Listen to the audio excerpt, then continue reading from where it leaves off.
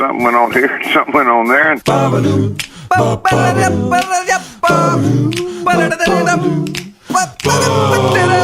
This time on Taggart and Torrens. The inside scoop on Jeremy's Our Lady Peace Out. I try a sitcom theme song quiz. And I'm blocking out the haters. Coming up on TNT. Hello, Jonathan. Jeremy Taggart, let us begin with the breaking news. It's on the tips of everybody's tongues. It's living in between the beats of people's hearts.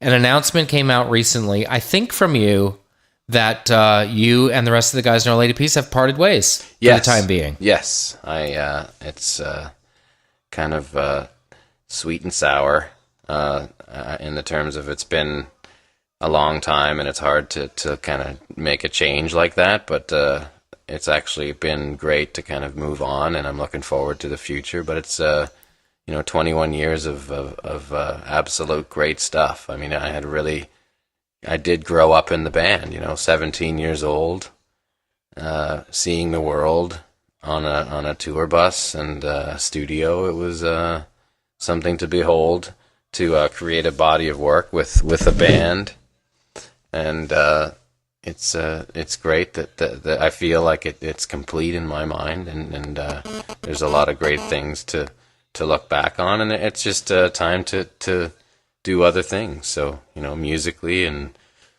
in the media side of things as well. So it's stuff like our little show here is fun to do, and hoping to do more of that as well, Jonathan. A little chatter, a little opinion, a little wonder chat. You've been blessed with the gift of the gab, bud, if I do say. Well, I thank you. You've done quite well yourself, and I do appreciate the way that you kind of hustle your way through life, and you definitely pick your own way, and you work really hard, and but it's also nice to see that it's possible too, through friends. Thanks, man.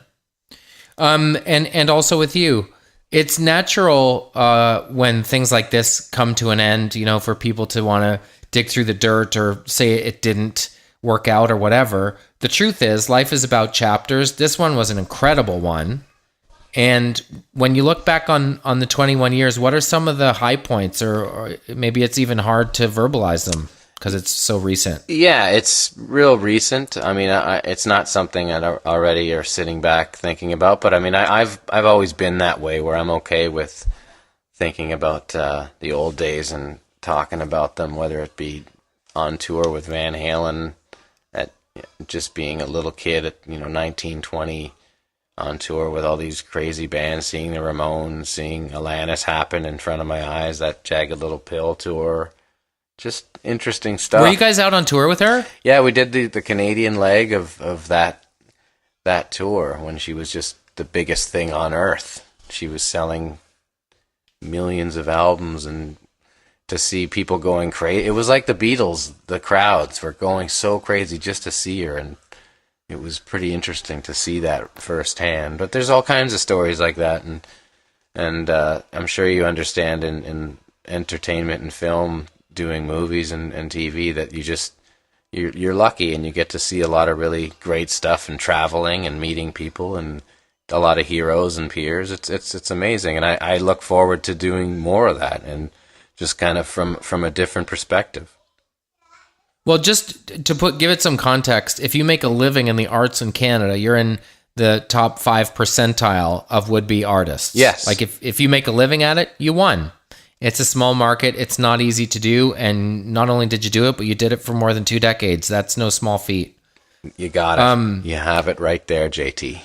So musically, does this mean the end of something great? Could be the start of something amazing? Are you going to form a new rock combo? Are you looking to play more music? I do. I actually there's a singer named Kurt Godwin who I've been writing with, and a bass player, Alex St. Kitts. So I guess you could call that a power trio, and we are writing some riffs that are gonna crush some fools.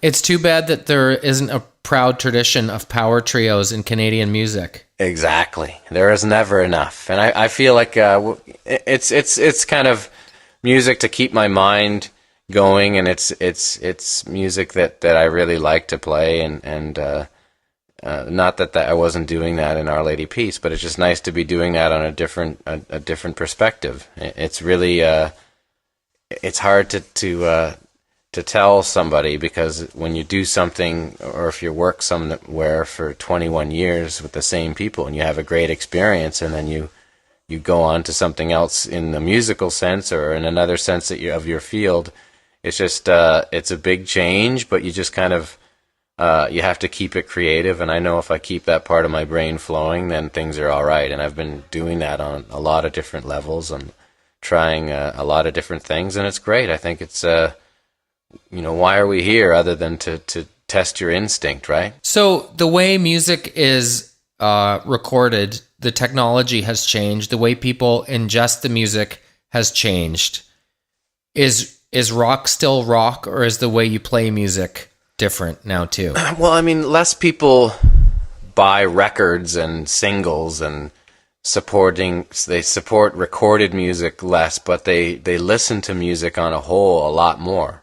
So I guess either performance or media, the music used in the media is one way of working it, but you have to kind of be a chameleon in a sense of finding where people are and how to get to them. And I think that goes to the same for TV now. I mean, things are changing in all forms of entertainment. I mean,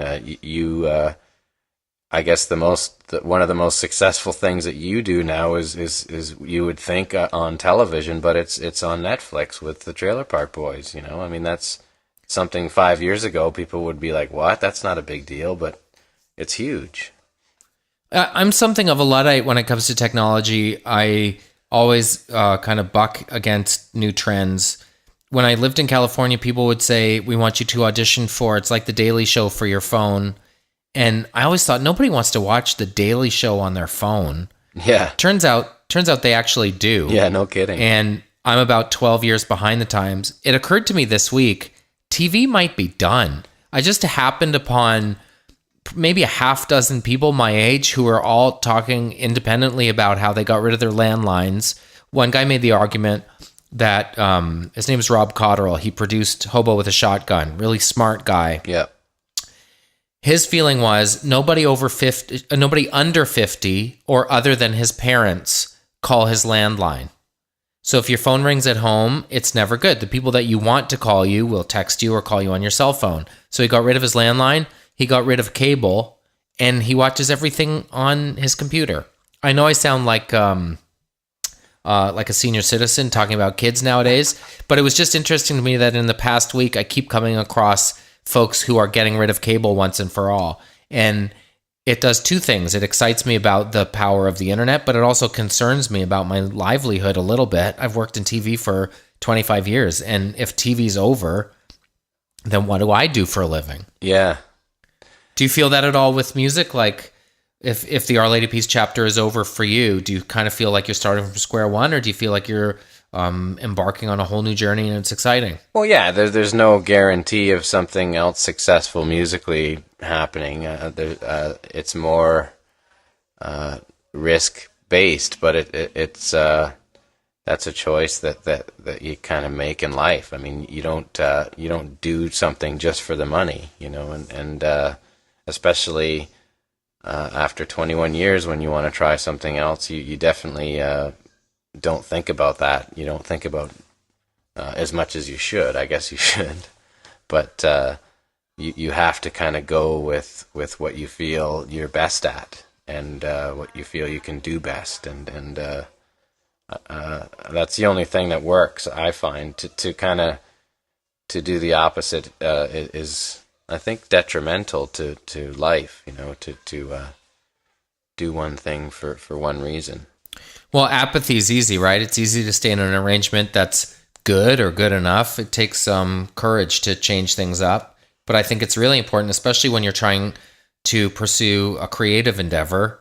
You can get stagnant. I've been feeling a little stagnant in my work recently, and I've devised... Did I tell you about my 3-prong recipe for deciding whether I'll do jobs or not?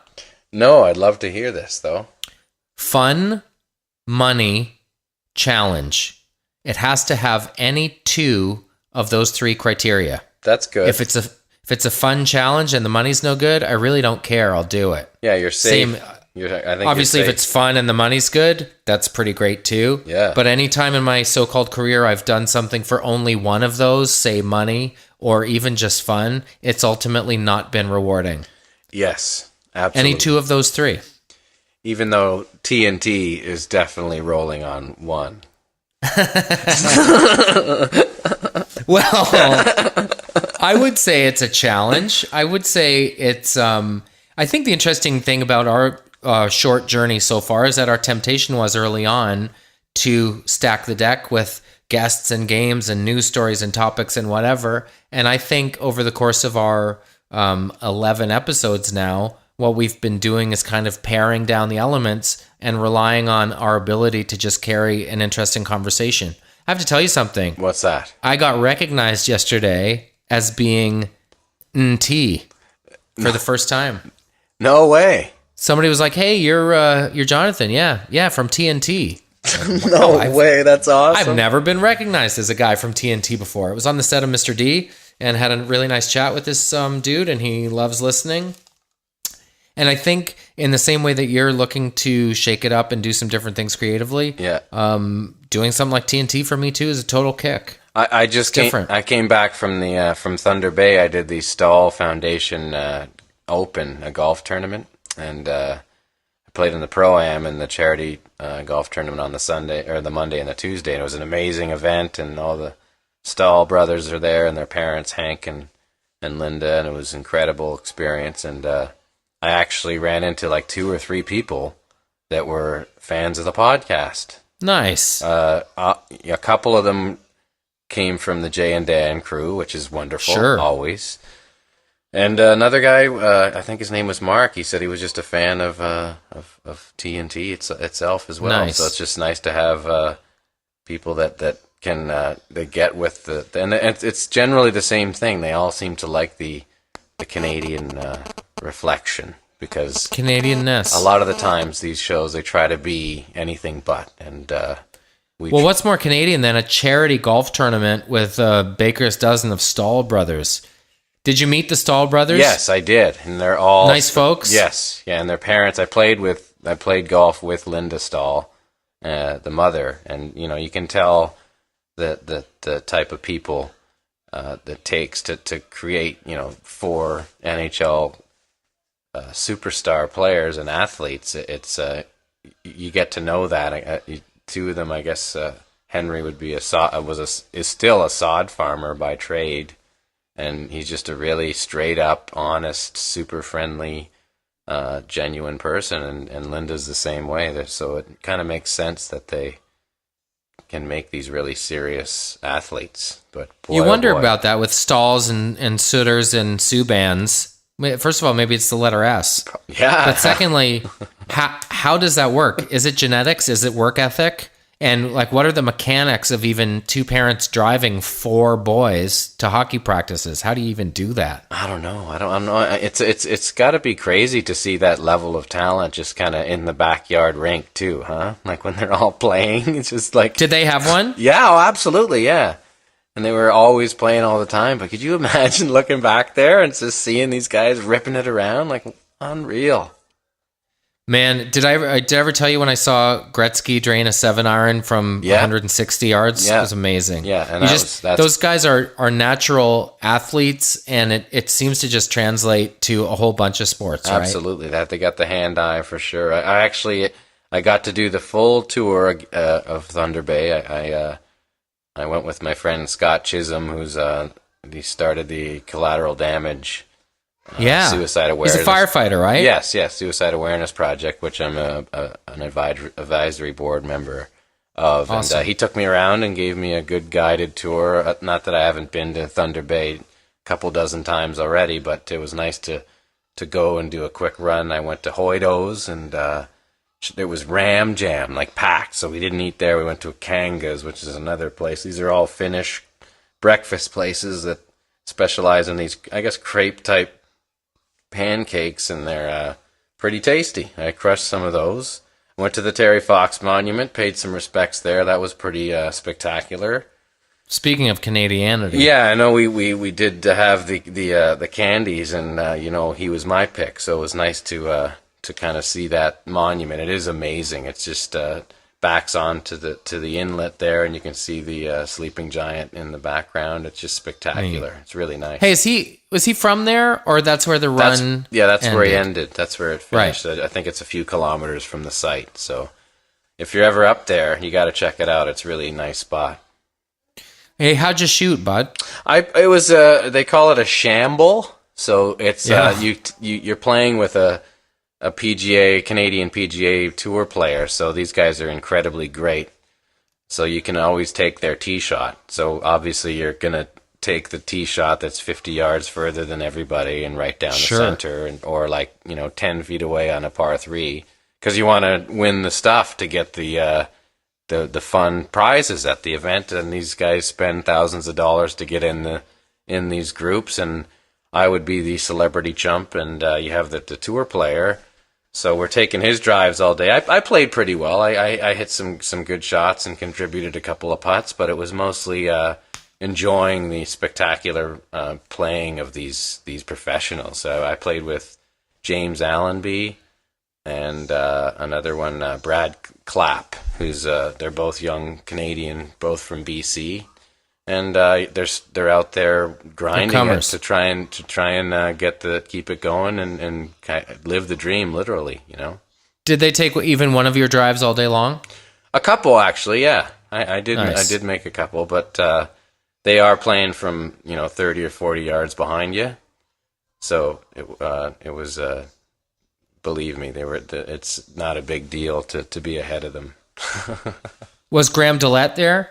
No, this was the Canadian PGA Tour, which is kind of like, they have the web.com, which is kind of the league underneath the PGA Tour. But if you do well on the Canadian PGA Tour, there's the top 5, I think, get exemption to the web.com, which is an opportunity to the PGA Tour. So it's an actual way to get on the PGA Tour as opposed to just trying to make money across Canada. So it's really cool. It's a great idea to have that farm system of golf, and you literally see people from around the world, like from Argentina and Finland and Japan, like to competing at these places every single week. So it's not just a couple of guys, club pros. It's legit. Right, these are heavies. Yeah, these guys are incredibly great. Almost in the way that guy Arnold from Peru was better than Steve Perry, and they used him in Journey, right? Yeah, they made that movie about that, eh? Yeah. And that's crazy. I say Peru. I'm not even sure. It might have been Chile. Yeah, it's either that or Argentina or something. By the way, when did Chile become Chile? When somebody got too upset about someone calling it Chile. Right. Chile. Chile. Are you glad the World Cup's over, bud? I am. I didn't really. I was busy with summer with the kids. I've been really enjoying that. I guess the free time now, spending a lot of time outside, running, doing the park, cruising the parks. You know what I'm talking about? Nothing wrong with that. Oh, it's the best. It's the best. Going till sunset, checking out the parks and watching your kids running them around so they're not tired or not too. They got to knock them out so they go to bed, right? Is any part of you going to miss the summer festival circuit? No. I'm on. It's actually nice to have a clear summer to book things. I'm putting a vacation together and booking some weekends with friends and. I wouldn't have been able to do that golf tournament last weekend. So there's just certain things that I enjoy. I've been getting together with Kurt and Alex on a weekly basis as well. So it's just I'm keeping all the musical flow of the blood going on that respect as well. So it's been nice to be home with the family. You know what I think we should do, bud? Let's do something. I think we should ask the TNT listeners to suggest names for this new rock combo. Oh, really? Yeah, let's come up with a name. Let's use the people to come up with a name. What if I have to break hearts? Because I don't want. You have one already? I don't want to use something that's too Canadianity. No, of course. Yeah, I don't know. I think we should try it. Let's do it. How do we ask this? My suggestion is handbag. Because it sounds dirty, but it's not. It's just a purse. Handbag. Isn't that a great name for a 3-piece rock combo? It's all right. It's pretty good. There's a lot, band names are probably one of the hardest things in the world to do because it has to be cool and catchy. It's almost like being a fashion designer or something. You know what I mean? Like, right. You either get lucky with a cool name or you just are really that happening. Like, what about handbag in French, which is sac à main? Yeah, you gotta drop the handbag bit. Sac à main is pretty good. Maybe you want to be big in France. Yeah, sac à main. You're just thinking the overhead bins. Maybe I'm just thinking like if you're huge, you can sell expensive purses. Yeah, you should probably start with the merch and work your way backwards to the name. Is that what you're thinking? Yeah. Start with. I like The Irony as a band name. I remember I used to joke around with the three boys from the TPBs about we had a fake band called Hair. Remember? Did you remember that at all? Hair band. They were just called Hair, and everybody had really crazy hair. Each. I'd go see them. Yeah, and it was each guy had their own ridiculous character as well, but. The singer was Milo, and that was Rob Wells, and you should have seen the hair. Like, he would mess his hair up and be this Milo character. And I would like to think that maybe one day they'll figure that out to put it on SwearNet, because that would be a funny skit, the hair skit. Those guys are not short on ideas, by the way. They're at Pemberton Festival this weekend. It's a big festival with a big lineup. They're hosting that thing. That is a crazy festival. There's a lot of great bands at that festival. So it won't be hair, it won't be handbag, but why don't we say hashtag name Jeremy's band? Hashtag name Jeremy's band. You can tweet your suggestions to us on the Twitter machine at Taggart and Torrens. Why don't we take a break? We have a game with 80s sitcom theme songs coming right up. Hang on. Where's my beer chair? Welcome back to TNT. And we're back, Jonathan. How are you? I'm great. How are you? I'm great. What kind of game do we got today? Well, we were talking about how music has changed a little bit over the years and how TV has changed a little bit over the years, and now TV is the internet and people watch TV on the internet. And the only time that you don't actually, the only time you're not able to watch what you want to watch on the computer is when there's live news or live sports. Yeah. And I have a theory about TV. I feel like it was better when I was a kid because it was something that all of us did in great numbers at the same time. Now I can watch 4 episodes of whatever, 227 on Netflix, and I don't have to talk to you about it the next day because chances are really good you weren't watching it. Did you say 227 is on Netflix? Yeah. Is it on Netflix? Yeah, well, if it's not, it should be. That's a classic. Because Jacques deserves that. 227! I remember. Calvin. Oh, man, that's a great one. So, how do you feel, by the way? Do you agree that TV was better when we were kids, or do you think I'm just being nostalgic for a simpler time in my life? Yeah, I don't know. Is it maybe because the budgets were greater and the writers were actually,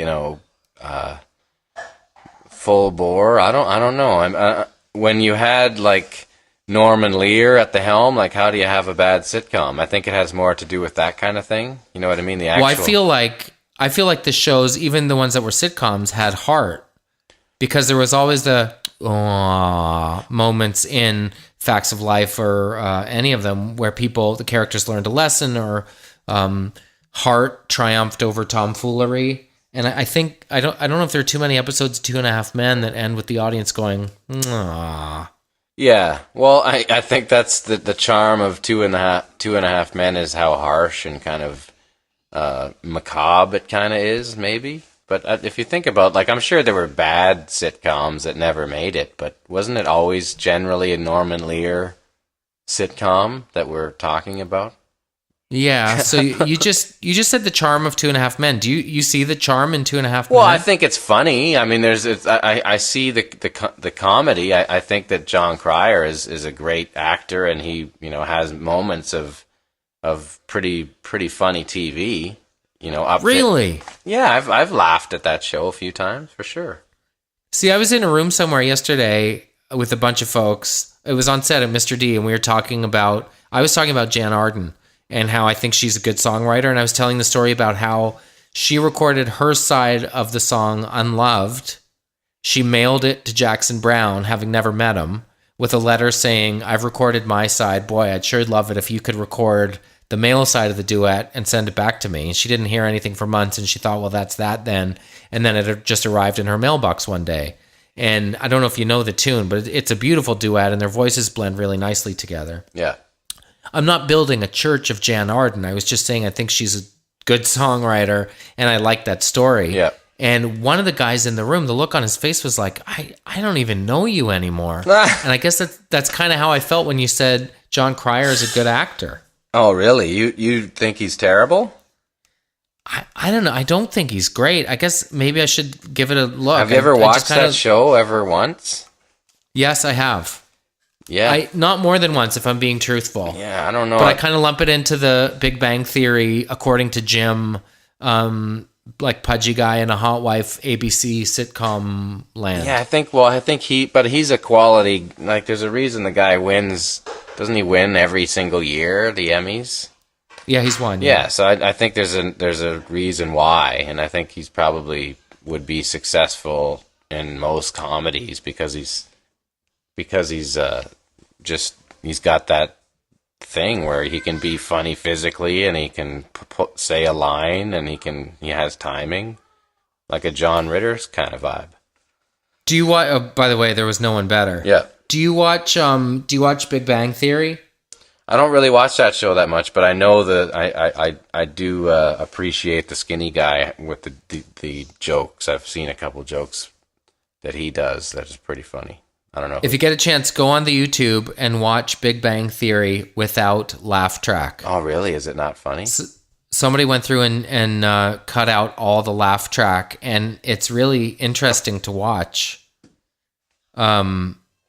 Yeah, it's interesting to watch a show that claims to be funny when the laugh track's taken out. Have you seen that thing on I think Zach Galifianakis was talking about, he said it, if you put a laugh track on that, what's that show, The Intervention, it would be funny. And somebody did it, and I don't know if you've ever seen that, but it's ridiculous. Like the dad's talking about how the heroin's killing them, and like as soon as they start tearing up, like there's this big laugh. And after a minute and a half of this, like it's the laughing is going, and you're actually like, this is ridiculous, but it's probably one of the funniest things I've ever seen in my life. You should check it out one time. It's just Intervention with a laugh track. It's pretty classic. I did that years ago as a story when I was on Street Sense. We took an episode of Friends and took the laugh track out, and took an episode of Law and Order and added a laugh track, and we showed it to people waiting in line to go into an Air Farce taping. And without exception, when you show people something that has a laugh track in it, people kind of laugh along with it because they take in those laugh triggers, right? Well, yeah, but when it's like a mom crying about her son's alcoholism and like it's broken her down, and then a big crowd starts laughing, it's ridiculous. Like it really is over the top, and it's like the worse it gets, the bigger the laughs are, like, and then they're like, drinking and then like falling down and everyone's cracking up. Like it's terrible. It's ridiculous. I always wanted to be a wooer on a live album. Like on Def Leppard or something, a gang vocalist? Is that what you mean? Well, no, like you can tell when a song starts and there's one guy with the nosebleeds who's like, oh, woo! Yeah. And every time you hear that song, till the end of time, you'll be like, that was my woo. Yeah. No, I know that guy. There's some good live woos. For sure. That's a tough. It's got to just happen. But back in the day, when they recorded all those records, there was people all over the place. Usually, for example, like a Jimi Hendrix album, there'd be like 15 people just like hanging out, like musicians and friends, and it was more of a scene as opposed to like the band alone with their producer and no one's allowed. 15 people hanging out where? Just like in the studio and out on the floor, because they're usually recording live off the floor, and people obviously knew to be quiet, but there's an element also of like not giving a crap if something like that would happen, So yeah, there was just lots more people. Even if you saw like those old live shows at the Fillmore or live shows period, there's like people standing around the band like right there. And you never see that anymore. You know, it's like not allowed. You're not allowed to stand near the band. It's just, that's like ridiculous. It's so cool to have like people just gathered around on stage, or a couple guys standing behind. Make it more of a happening. Yeah, man. I always thought that was more cool, as opposed to just what's up with like no one's not even allowed to go near the side of the stage, you know? Like just the guys from Imagine Dragons or whatever they're called. Yeah, like I remember when we were playing with bands, sometimes you weren't allowed to go on stage and watch them because it's like just some BS rule, you know? Who weren't you allowed to go on stage and watch? Lots of bands. Like most. It's like almost like Really? if you get to a certain level, like you're not allowed to go on there unless you're the VIP family of the band or something. I'm not talking about bands that you're on tour with, but one-offs or festivals here and there. It's like happens all the time. Sorry, bro. You can't go on stage and watch Smash Mouth. Yeah, sorry, man. Creed not allowed up there, bro. Can't watch. Did you ever get big timed like side stage with your lanyard on and you got stood lots down? of times. That's what I'm like. Forget. Really? Oh, for sure. Well, you know, when it happens, I don't care about that stuff. If you don't want to, I will just go away. I was never. Did you ever share the bill with Nickelback? Oh, plenty of times. Where? I don't know. What were the circumstances under which you and the Krog were in the same airspace? Well, I played on that, or I was in the video for that song "Hero" from the Spider-Man soundtrack. Hold the wedding. Hold the phone. What were you doing in that video? Matt Cameron from Pearl Jam and Soundgarden fame was on the track, and I was in the studio hanging out with him and my buddy Greg Keplinger, and Matt had to go because of family reasons to back to Seattle after he recorded the song and couldn't do the video. So Chad asked me to do the video. Come on. Yeah. So you're playing drums in the video. video for Hero? I'm miming me some Matt Cameron. But you're not on the track, but you're playing in the video. Yeah. How have I not seen this before? Oh, you should check it out. It's like drummy oaky? Yeah, and I remember Josie was in it, the guy from Saliva, the big, burly, heavy rock guy. And I remember, like, they had to Photoshop the top of a rooftop over his ass because they wanted to cover how big his ass was. Really? Photoshop rooftop. See, I remember hearing a guy who worked on, like a friend of a friend, worked on the post-production for a Jennifer Lopez video, and he said because of the cottage cheese factor, they had to go through a frame at a time and shave a certain percentage off her curvaceousness. That's a greasy job, but someone's got to do it, eh? Yeah, her posterior was rebuilt frame at a time in the video. That's pretty It's weak. probably that Jenny from the Block video. Yeah. Wow. Or the one with Benifer. Oh, yeah. So, I remember. for your money, is Nickelback kind of the 2.5 Men of music? Do you think they get an unfair rough ride pop culturally?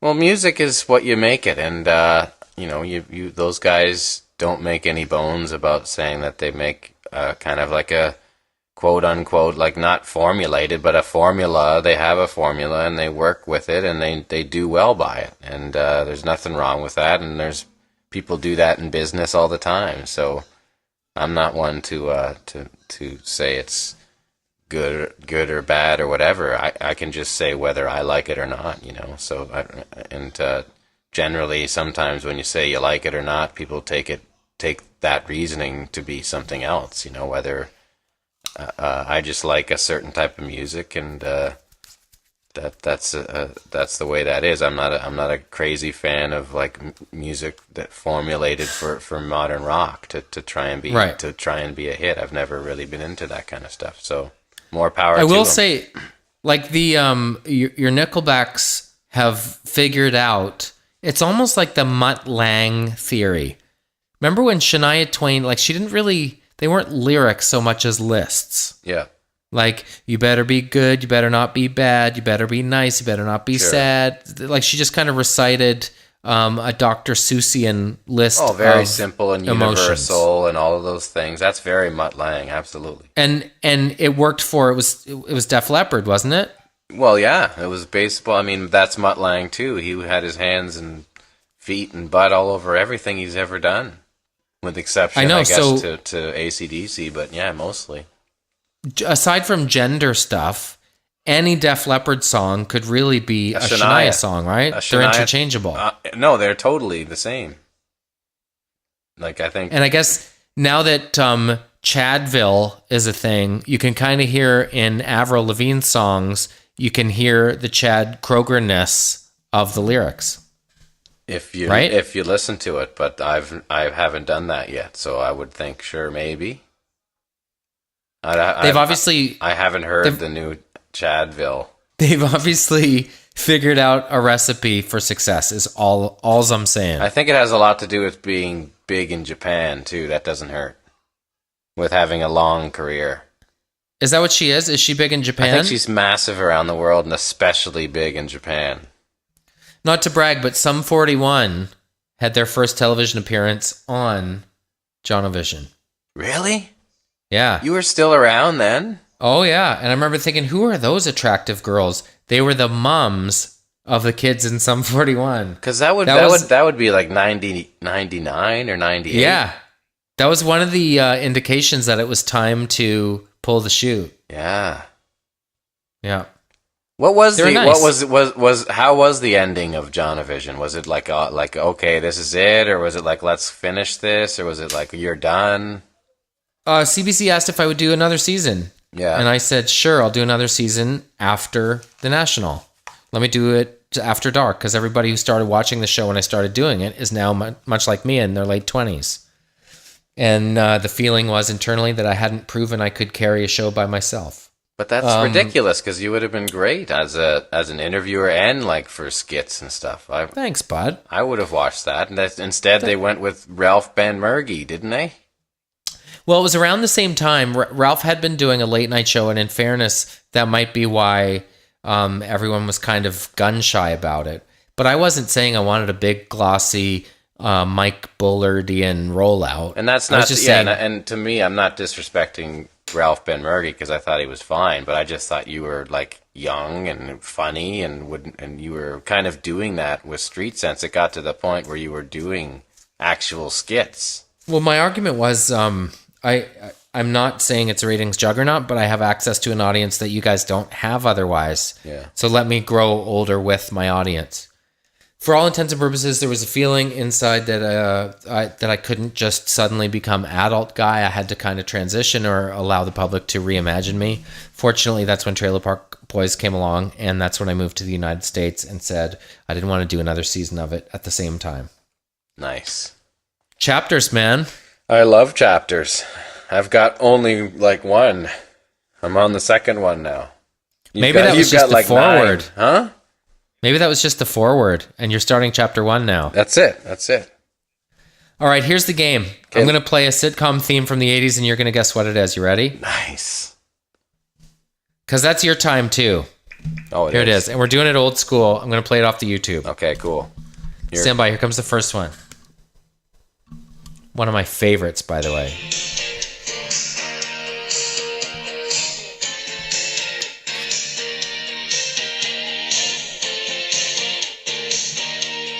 Can you guess before the lyrics? Can you guess? It sounds like a Daft Punk song now. It's hard to hear that. Here come the lyrics.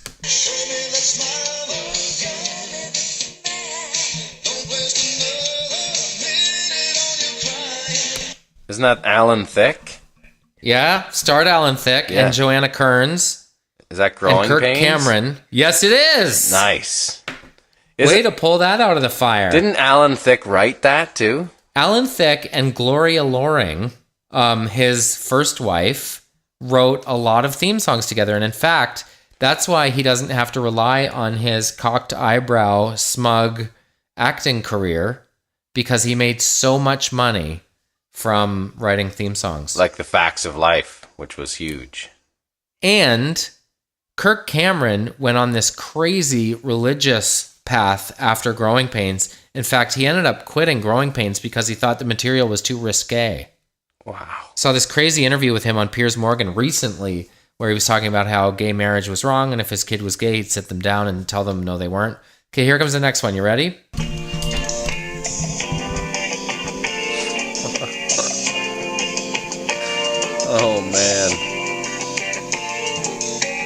Isn't that like I know when it comes on, I can see it, but then I just like the time happens to me. Should I keep playing it with the lyrics? Is it like Kate and Allie or something like that? Oh, close. Here, listen to some lyrics and see if you can figure it out. Yeah. Bet we've been together for a million years. Oh man. And I bet we'll be together for a million more. It's the Alex P. Keaton one. Like I started breathing on a Family Ties, Family Ties, yeah. I'll give you that one. Alex Family P. Keaton Ties, one. yeah. That's pretty good. I was gapping a little bit on the Family Ties, but yeah. All right, should we do one more? Remember that had like the cheesy, like they were hippies and they were real go-getters, and then they just turned into like regular yuppies. So here's an embarrassing story. I was working on a show called Call Me Fitz with Jason Priestley, who's the nicest guy you'll ever meet. Yep. Last year, they cast Stephen Keaton, the dad from Family Ties, Yeah. in the show, whose name is Michael Gross. Yeah, that's He right. was kind of playing this ethereal hippie kind of dad in Call Me Fitz. So the first day, it's like, wow, the dad from Family Ties is on this show. And it was really cool. And I was a big fan of the show. And I was really excited to work with him. And the very first rehearsal of the very first scene with him, he's walking down a hall out from the darkness, and he steps into a spotlight. So he does it, and everyone kind of pauses, and everyone's looking at him. And I go, sha-la-la-la. No, you did not. Yeah.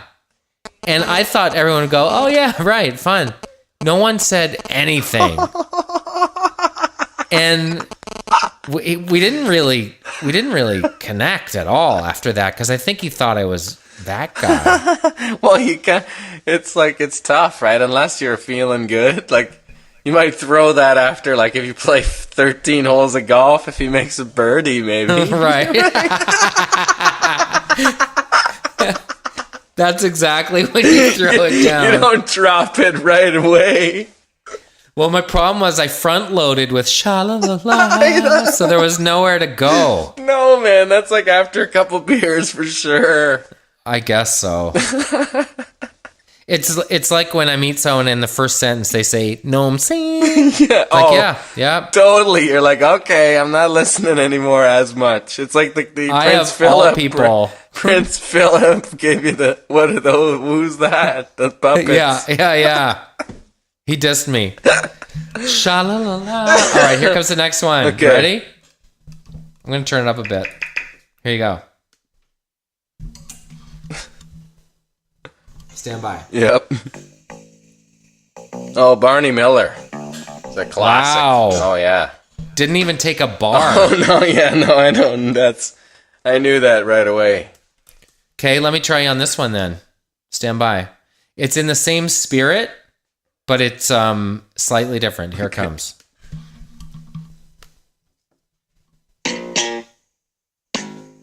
Oh, Night Court. Yeah. Nice. So you know your bass slappers. It's funny because these songs are so ingrained in our minds, but you really need to see the pictures go by to place them right away. I know, it's hard without the pictures. That's why I'm like, I hear all of them, like, because it's just, they blend a little bit, because usually it's probably, like I said, it's, sometimes we've played, on Jay and Dan, they would play old songs, and it sounds a lot, sometimes you're, like, dealing with the same session players, so it sounds literally the same, like, you hear, like, Three's Company, and it's like, man, is that, like, Hal Blaine on the drums there, or what? Well, I told you my friend Rob Warsof's joke, which I think you liked a lot. Yeah, I did. What's the first line of the Three's Company theme song? Oh, come on. Everybody, when you say what's the first line of the Three's Company theme song, everybody goes, come and knock on my door. And his answer was, no, it's Pasita puer puer sita puer puer pasita did a dooba juba dooba do dowry. All right, guess this one, bud. Yeah.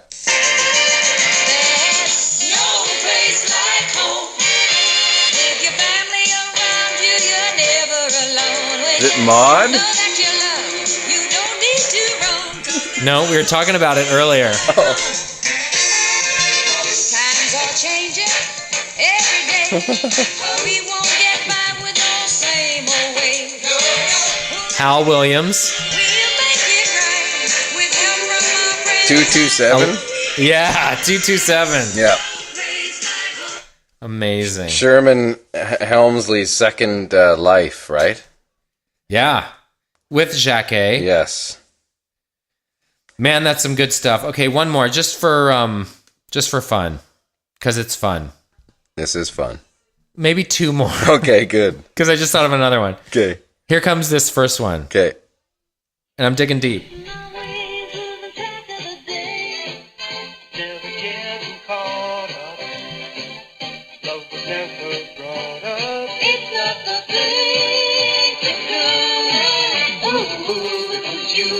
Yeah, I know this one.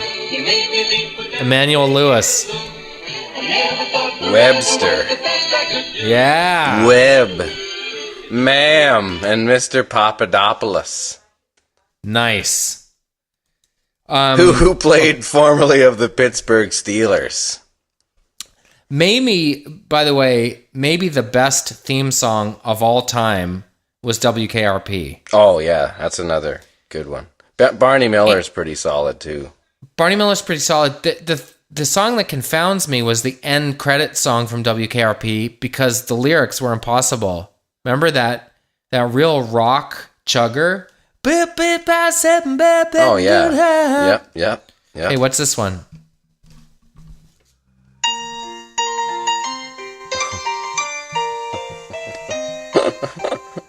Freaks on the China, never met her before. Who cares? Oh, man, I see it going here. He has like a perv and a mustache. Yeah. No one glares, but sometimes things get turned around. Yeah, no, this is like a tough one without the visual. But I know it, and it's going to kill me here. Don't I'll give tell you a me. hint. Cardigan. Oh. Wesley? Benson? So oh, no, close. Mr. Belvedere? Yeah, guy. Mr. Belvedere. Way to pull it from the fire. Yeah. There's a change in the status quo. I remember thinking about this was everybody thought that the son in that was Marilyn Manson. He's not? No, everybody said that that's the actor. Like, he became Marilyn Manson. Remember he was a drummer in the show, The Kid? Yeah. The son? And he Are you really, sure? he looks a lot like Marilyn Manson without makeup. Are you sure it's not? I would like it to be, but I think he's a little too old for Marilyn. Okay, this is the very last one coming at you. Ready? Yeah. Give me a break? No. Oh. Take a chance and face the wind. Open road and a road. Jonathan, Angela. Around the bend. There were times. So tough without the visual.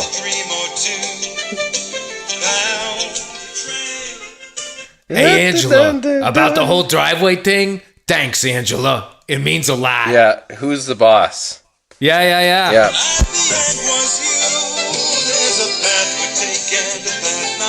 Like it's so cheesy and like middle of the road that it's like got no identity. The visual has so much to do with these songs. I know. They're so bad, those songs, man. Some of So them are what great, but shows- some of them are like epically horrible. Yeah, but in a wonderful, unforgettable way. Yes. Like Facts of Life? Yeah. Remember the Facts of Life jam? You know what? That wasn't great. I've really enjoyed this game. Can we take a break and then come back for one more segment? Yeah, let's take a break. Okay. Hey, I'm sorry I didn't see you there. I was too busy blocking out the haters. I love this kid so much. Yeah, that's Hey, I'm sorry I didn't see you there. I was too busy blocking out the haters. one of the funniest things I've ever seen in the last month or two, for sure. How did you come across it? This is a kid on Vine Yeah. who's got, just to give you some context, he's somehow affixed 2 plastic spoons, one to each eye socket, and the handles are sticking out from his eyes to the side. He's a portly lad, It looks a little bit like if Rob Ford was like 11 or 12 or something. and he's sunburned, He's sunburnt, like lobster sunburnt. and he's from the southern states, I would guess, Texas Yeah, or something. sounds definitely from like Dallas or Arlington. So take a listen to it. I'm trying to time it so that I can punch in when he starts at the start. Here it comes. Hey, I'm sorry, I didn't see you there. I was too busy blocking out the haters. It's just Blocking out the haters. blocking out the haters. I love How many that. haters does this kid have to deal with?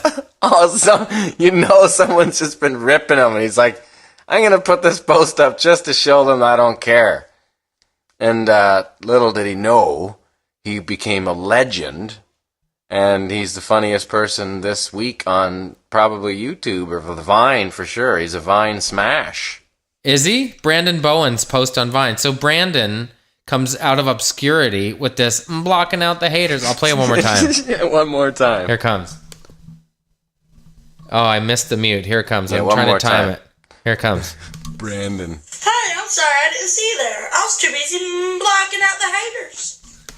I kind of love him. Yeah. I'd like to hear, like, maybe, that the Tosh.0, how he breaks down those YouTube heroes or Yeah. I'd like to hear how how he's living, one of those kind of things. But if you look, it's got like thousands of revines or whatever the hell. Millions. Yeah. So he's loaded up. His celebrity is about to. It's all over him. So we'll see. Best audition I ever did in my entire life. It was one of those I got back in the car and thought, I killed that and I don't care what happens one way or the other, was for the show that Joel McHale got, The Soup. Ah, yeah. Do you know that show? Oh, I could see you doing that for sure. Yeah, he's so great on that show. He's I can't imagine anyone else doing it. It's interesting But, because you look kind of like that guy, and it's weird because I think it's interesting that you were kind of like the other guy. That's weird. I was in the mix. Yeah, they obviously had a type. Yeah. Unlike the nightly talk show on CNN that came down to me and a political African-American gentleman. Which one? Obviously, they did not have a type. Yeah, I guess so. Hey, bud, what are your plans for the week? You've actually you've had some real close calls, like some runner-ups to some pretty big things. And I've struck out on some big pitches, Well, bud, and I've also dodged a few bullets. Yeah, let's have your top 3 could have beens in a good sense. Well, again, I fully subscribe to everything happening for a reason. Absolutely, for sure. But there's always interesting. These are all good footnote stuff right here. John Stamos had a sitcom on ABC, and I was in the mix to be one of the regular cast members on that. Would have been weird. Yeah. Nightly talk show on CNN was one for sure. The Soup is a pretty good one. I auditioned for all kinds of stuff. Did I ever tell you the weirdest audition for a reality show I had in LA? It was for a show called Housebusters. Did I tell you this? No. What happened? Jeremy, say you've suffered a recent tragedy in your apartment in Rancho Cucamonga. Our team of psychics, feng shui experts, and interior designers show up at your place to smudge the demons. Oh, no. So for the audition, the copy was like, honest to God, I'm not exaggerating. Jeremy, I know this is hard for you because your roommate just committed suicide. But have you thought of accent cushions? It was the worst idea for a TV show You're kidding I've ever me, encountered right? in my life. No. Did it ever come to light in some form? No. I walked out in the middle of the audition because I said, are you guys sure this is a show? And they were like, yeah, what are you talking about? I was like, even if this is a show, I don't want any part of this. Oh, man. That's just ridiculous. You know what I'm doing now? What? Blocking out the haters. Talk to you next week, bud. Talk to you next week. Great to talk to you, J&T. J&T Hey, and thanks J&T. for listening to TNT. We'll catch you on the flip. See you, Flips. And show me that smile again. Don't waste another minute on you crying. Blocking out the haters.